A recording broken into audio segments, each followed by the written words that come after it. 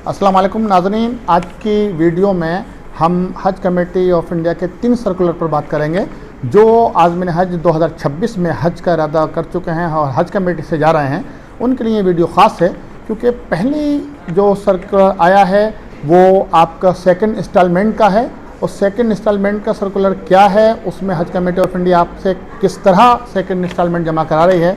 दूसरी किस्त में आपको 1,25,000 रुपये जमा करना है जो 31 अक्टूबर 2025 की रात 11:59 तक आप जमा कर सकते हैं। जमा कैसे करेंगे उसका बहुत आसान तरीका है।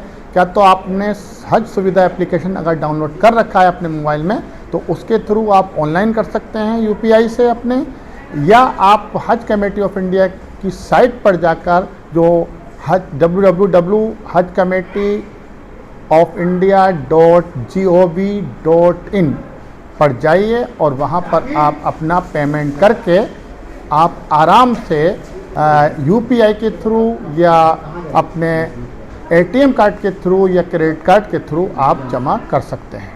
तीसरा तरीका है आपका ऑफलाइन का। ऑफलाइन में आप हज कमेटी की साइट से ही एक पे इन स्लिप निकालिए, उस पर अपना कवर नंबर, रेफर नंबर डालिए और आप उसको दो बैंक हज कमेटी ऑफ इंडिया ने जो हैं आपको सुझाई हैं। Number 1 state bank of India और दूसरी है यूनियन बैंक ऑफ इंडिया।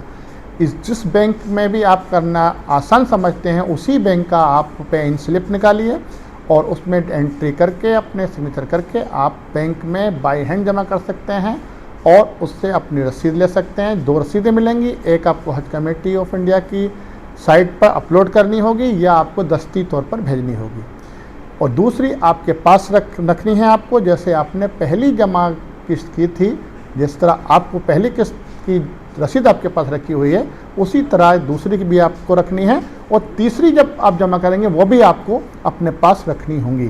तीनों रसीदें आपकी उस वक्त काम आएंगी जब आप अपना पासपोर्ट, वीज़ा और बोर्डिंग पास लेने के लिए हज कमेटी ऑफ इंडिया के एम्बार्केशन पॉइंट पर जाएंगे जहां से आपकी फ़्लाइट होनी है। ये 2 दिन पहले आपका प्रोसेस शुरू होगा, इसलिए आपको अपनी जो चाहे ऑनलाइन जमा करें या ऑफलाइन जमा कर रहे हैं आपको अपनी रसीदें संभाल कर रखनी होंगी। इसके साथ साथ ये तो रहा सर्कुलर नंबर 14 की बात।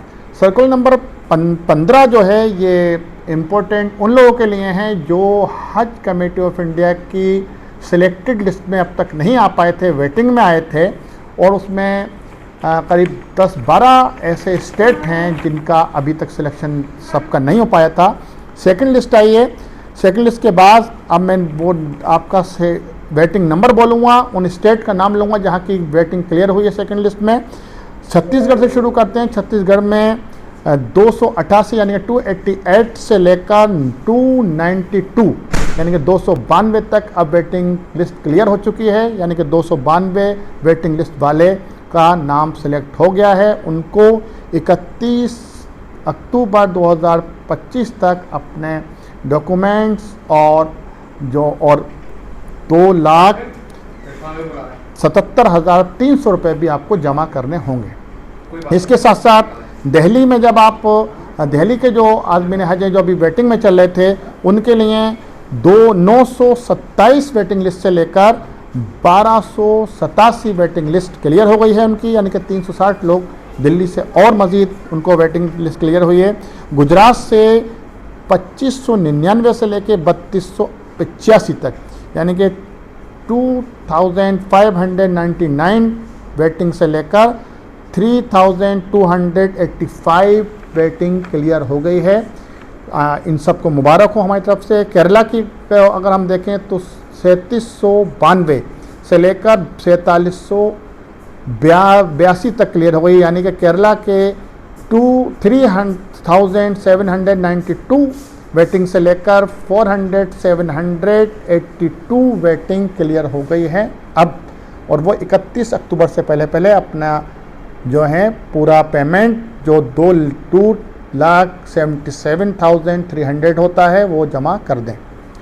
कर्नाटक में 3,412 से लेकर 4,676 वेटिंग क्लियर हुई है। एमपी में यानी कि मध्य प्रदेश में 2061 से लेकर 2633 वेटिंग क्लियर हो चुकी है। महाराष्ट्र की अगर हम बात करें तो 5575 वेटिंग से लेकर 7843 तक वेटिंग क्लियर हो गई है महाराष्ट्र की। तमिलनाडु में 1840 वेटिंग से लेकर 2432 तक वेटिंग क्लियर हो चुकी है तमिलनाडु की। तेलंगाना में 1929 वेटिंग से लेकर 2848 वेटिंग क्लियर हो चुकी है अब, और वो अब आराम से अपने दोनों किस्तों का पैसा एक साथ जमा करके जो 2,77,300 रुपये होता है 31 अक्टूबर तक जमा कर दें। तो ये रहा आपका वेटिंग लिस्ट का पूरा ब्यौरा, जो 9 स्टेट का वेटिंग लिस्ट क्लियर हुई है। आप सबको मुबारक हो। आगे जो लोग रह गए हैं जिनकी वेटिंग लिस्ट क्लियर नहीं हुई है, इंशाल्लाह उनका भी नंबर जल्दी आएगा। और वेटिंग लिस्ट आखिर तक क्लियर होती रहती हैं, इसलिए अभी आप मायूस ना हो जिनका भी क्लियर नहीं हुआ है। अब हम बात करते हैं सर्कुलर नंबर 16 की। सर्कुलर नंबर 16 में जो स्पेशल है महरम कैटेगरी का ये सर्कुलर आया है। महरम कैटेगरी में 500 सीट क्लियर की गई हैं, यानी कि जिनके हस्बैंड या महरम, उनका भाई, वालिद, वालदा, कोई भी उनका जो है फॉर्म भर चुका है और उसका सिलेक्शन हो चुका है हज कमेटी से, लेकिन इन जो महरम उनके साथ हैं ये अभी लेडीज़ चाहती हैं कि वो भी हज पड़ जाएं और उनका किसी वजह से नहीं भर पाई, पासपोर्ट ना आने की वजह से या किसी और दीगर वजह से, तो उनके लिए 500 सीटें हज कमेटी ऑफ इंडिया ने खोली हैं, जिसकी आज से फॉर्म ऑन किए जा रहे हैं। ऑनलाइन फॉर्म भर सकते हैं। ऑनलाइन फॉर्म भरने का वही तरीका है जो फर्स्ट टाइम सभी आदमी ने हज ने भरा था, जिसमें आपको अपने पासपोर्ट का पहला पेज, लास्ट पेज अपलोड करना होगा, फ़ोटोग्राफ अपना पासपोर्ट साइज, आधार कार्ड, कैंसिल चेक, आपको फिटनेस सर्टिफिकेट, ये सब आपको अपलोड करना होगा। उसके बाद आपका सिलेक्शन होगा। अगर 500 से ज़्यादा एप्लीकेंट होते हैं तो फिर उनका रैंडम सिलेक्शन होगा। फिर उन लोगों को सिलेक्टेड लिस्ट में अलग से निकाली जाएगी, फिर उनसे ये 2,77,300 रुपये जमा करने के लिए कहा जाएगा। तो ये इनके लिए भी 31 अक्टूबर तक इनकी लास्ट डेट है फॉर्म अप्लाई करने की। उसके बाद सिलेक्शन के बाद उनसे जो फीस जमा करने के लिए कहा जाएगा, यानी फर्स्ट और सेकंड इंस्टॉलमेंट उनसे जमा कराया जाएगा। तो ये तीनों जो सर्कुलर थे हज कमेटी ऑफ इंडिया के आज़मीन हज के लिए बहुत ख़ास हैं। आप इन सर्कुलर पर हमारे वीडियो बार बार देखते रहिए, पिछली जो हमारी वीडियो आए वो भी देखते रहिए, वो आपके बहुत काम की हैं। हमें आपका जो फीडबैक मिल रहा है बहुत अच्छा मिल रहा है। आप लोग हमारी वीडियो देखते हैं, दूर दराज से देखते हैं। लगभग 10-12 स्टेट से आप मेरे पास आ रहे हैं, करीब 15 स्टेट से सूबों से लोग देख रहे हैं और अपना कमेंट्स भी कर रहे हैं। तो आप कमेंट ज़रूर किया करें, हमारी वीडियो को लाइक किया करें, ताकि हमारा हौसला और बढ़े और हम आपको ज़्यादा से ज़्यादा सही जानकारी पहुंचा सकें।